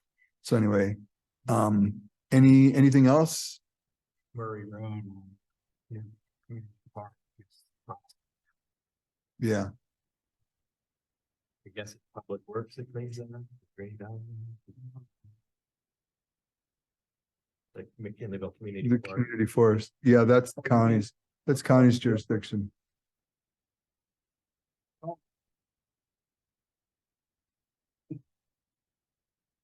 So with that, I'm going to adjourn the meeting.